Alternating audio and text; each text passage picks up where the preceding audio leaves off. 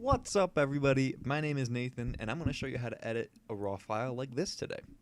Alright, so starting off, this photo was taken in a factory abandoned near my house, and as you can see, it's kind of an interesting image. Not a whole lot of color, but there's quite a bit of light. Some highlights on this in this area right here, and then you can see some light spilling down from the staircase down here. Now I have an idea of this, and I think I'm going to go black and white. So let's just jump right into it. Right over here in the basic tab, we're going to start out with the black and white treatment option. As you can see, it's kind of a more interesting image as black and white than color, since there isn't a whole lot of color really happening here. So I'd like the black and white, and right away, I know since I'm going black and white, I want some contrast. So I'm just going to jump right in down here and add contrast. About 24 or so right there looks pretty good. So I'm going to go up here. I don't think I need to edit the exposure quite yet, but I'm going to decrease the highlights now just a little bit, and then increase the shadows, and then hold Alt while adjusting the white slider, and then you can see where the whites are clipping now. So where it's white, that means the whites are too hot and you're losing data there, and where it's black, it's fine. So I'm just going to go about there. I think that's fine. Same thing for the blacks. I'm going to hold Alt, and then I'm just going to introduce a little bit of pure black.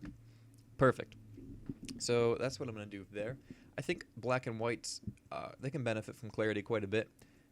So I'm just going to see what clarity does to the image. Yeah, I like that. It makes it more grungy, and I think definitely the grunge look helps with this type of image, all this peeling paint. Definitely an interesting scene. So down here in the tone curve, I'm going to add some highlights. I like to do that with the highlights. Just adds a bit more, I don't know, visual contrast for the eye. And that's about good right there. And I'm not going to touch anything else. Leave the HSL and the black and white sliders alone. Split toning, not for black and white. Down here in the detail, I shot this image at ISO 400, f5.6 at an 80th of a second at 33 millimeters. So it's a pretty sharp image. You can see right there is about the sharpest, but I think it could be sharper. So I'm going to just drag up this slider about 66 or so, just kind of do it by eye, and then always mask.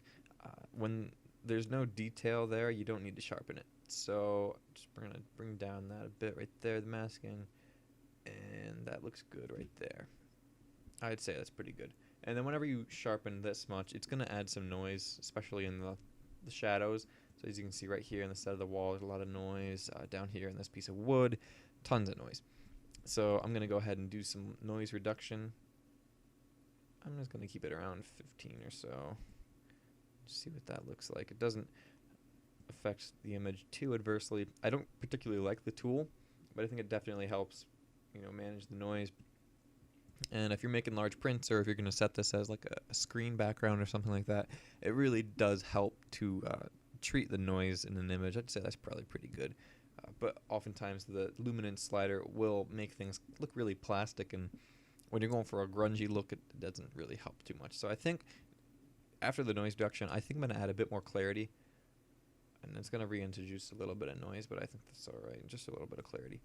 Alright, so going down here, also just take out the color noise. There wasn't a whole lot of color to begin with, but it does help.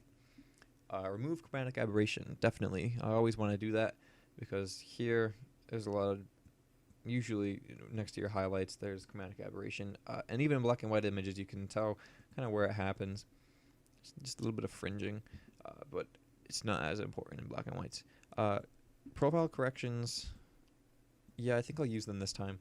I don't always enable the profile corrections, because sometimes, I don't know if it's just me that's being weird, I kind of like the distortion. It kind of bows in, and I just think it sometimes can draw your eye in. Also, the vignetting is nice, so I'm going to leave the vignetting on, but I think the distortion can be corrected in this image. Down here in the transform, I don't think I really need to transform too much.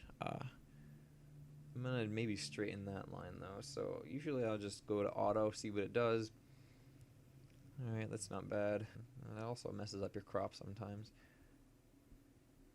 Yeah, that line's straight, that's alright. I'll keep that.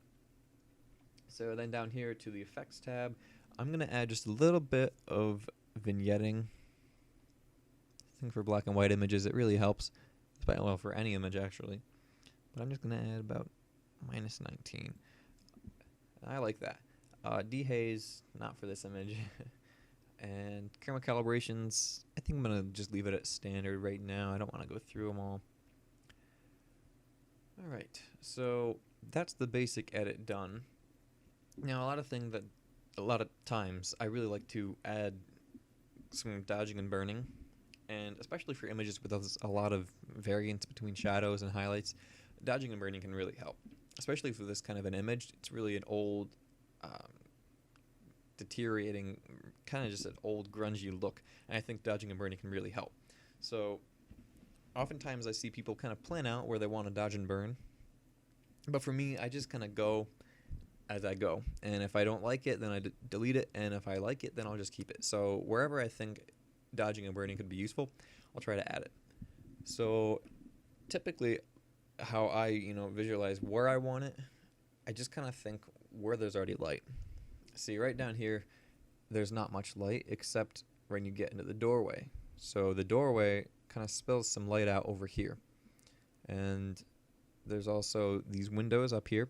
So I imagine light spilling in from this way, and then a window here, so it's kind of an ellipse kind of light. So it's on the side of this, on the side of this side, on the bottom of the staircase, and then down here as well.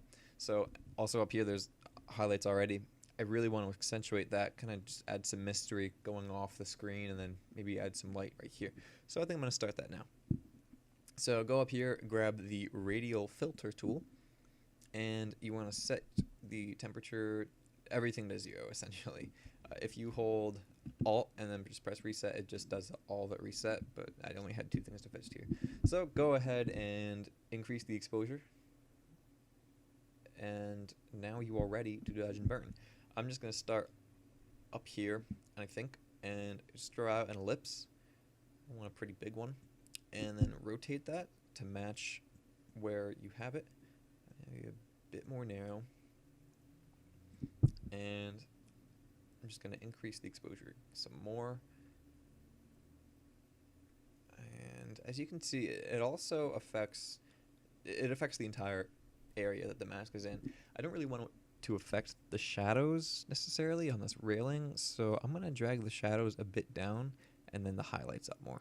So it just leaves, it's kind of like a mask within a mask, but it's not bad. Alright, so I'll leave that, and then I'm going to add a new one where it's going to connect to this wall. So just drag up on that wall, maybe a bit smaller, right about there, and increase the exposure a bit more. I'm going for a really moody kind of feel in this image, so I just like to see where I can do these things, and then if it needs to be adjusted, then I'll adjust it later. But I think right now that actually looks pretty good. So I'm going to start with a new brush, and then you can see down here I'm going to accentuate the light coming through this door.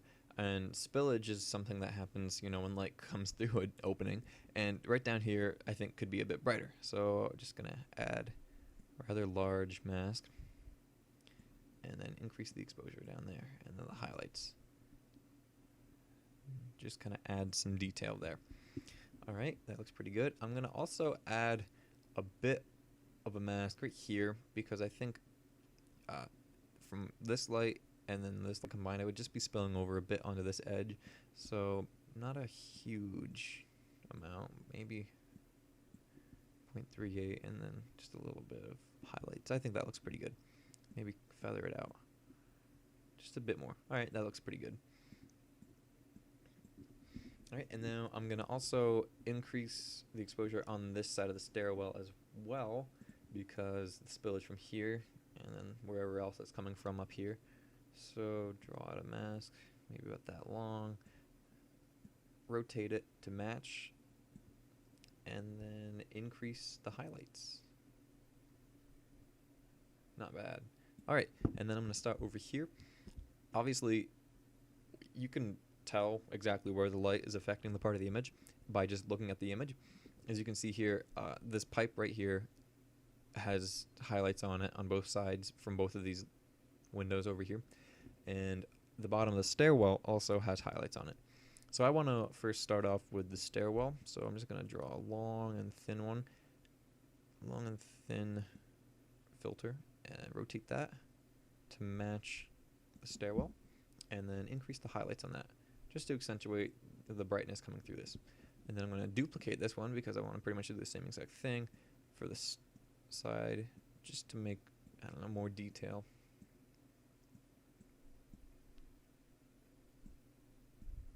Not bad.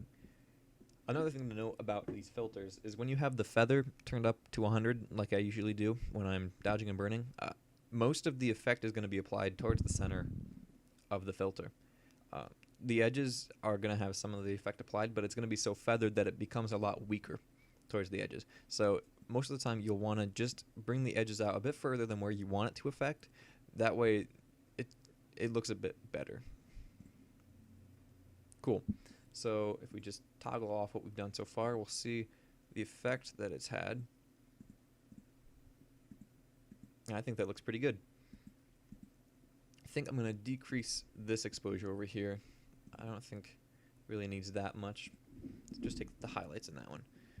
Cool. So now I'm going to start and just add a radial filter around this whole light source, just to make it appear like it's glowing some more. So probably about that big or so, and then just increase the highlights, I guess. I think I'm okay with it clipping here, just because it adds a bit, I don't know, it adds contrast between the darks and the very brights. So I'm just going to keep that, and then do the same exact thing over here for this window, but a bit bigger because it is a larger window, which means there's a larger light source. Maybe increase the highlights. Cool. All right, new brush. And we're going to go ahead and add some detail over here on the floor, because I think it could use a little bit of exposure. Cool. Now I'm also going to add some exposure on this pillar right here. So new, and just drag it up, attach it to that, increase the highlights. Now what you're trying to do when you're dodging and burning is you're not trying to create an unrealistic image, you're just trying to accentuate the light that's already here. Where we started, we can tell it's kind of flat. I just pressed Y on the keyboard, by the way. This is before and this is after. It's very flat. I mean, there's some tonal contrast between, you know, the colors, and then also some highlights and shadows, but it's quite a flat, low contrast image.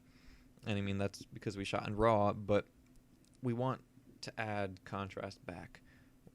We want to enhance what the eye saw when I took the photo, and also just make a cool image. So over here you can tell that we added quite a bit so far, and I think I'm going to add a bit more, but it really does help dodging and burning. So up here I'm going to add a little bit of light on that banister, and drag it out, and then just rotate it. So that's pretty good right there. Maybe just a bit of highlights, just to give it a highlight. And also on this door, you can see a little bit of light creaking through. I think what I'm going to do is just draw a little filter over here, just to accentuate. I said that word a lot. Just to bring out the light that's coming through.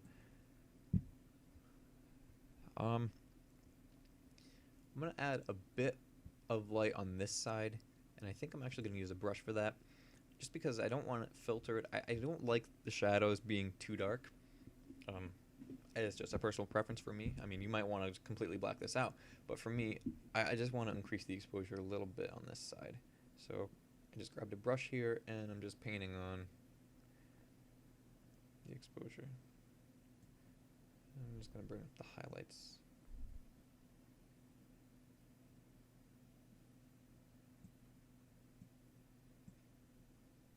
That looks pretty good. I'm also going to add some clarity on that side because I think it could be a bit sharper. Alright, And that's where we are right now. I always like to look from where we started and where we end up, and just to see, you know, if I really overdid anything or if I could do something else. And right now I'm not really seeing too much. Although I think I'm going to add the burning side of the dodging and burning now, and go ahead and just darken up this little pass right here. If you look in this side, it's a bit darker than the rest of the image. I don't know if that's because this right here, this is a door that's open. I don't know if that's because it's blocking the light from this window, but I think I'm just gonna darken that up a little bit with the brush tool. Not too much. I'm using the brush because shadows don't usually follow like the shape of an ellipse when you use the radial filter. And I mean, it can look nice. You can certainly do a fine job with the radial filters when you're trying to darken a shadow, but I just like to be a bit more accurate and use the brush. You can also see where the brush's mask occurs if you hold the mouse over the little dot telling you that you have a brush stroke here, and you can see exactly where you painted and where you haven't painted. So I see right down here, I'll just add a bit more, and that's pretty good right there. I'm just gonna decrease the shadows just a little bit more. I think looks fine. Actually, no, I'm just gonna leave it normal. Maybe increase the shadows. It looks a bit much. All right, not bad, not bad. So I think this image is about done. I'm just gonna go back down here and see if I can just darken the shadows a little bit in this exposure. I think that looks pretty good. It's a very contrasty shot. All right, so that is the photo right here. I hope you learned something in this little editing walkthrough, and hope you enjoyed. Thanks for watching. Bye.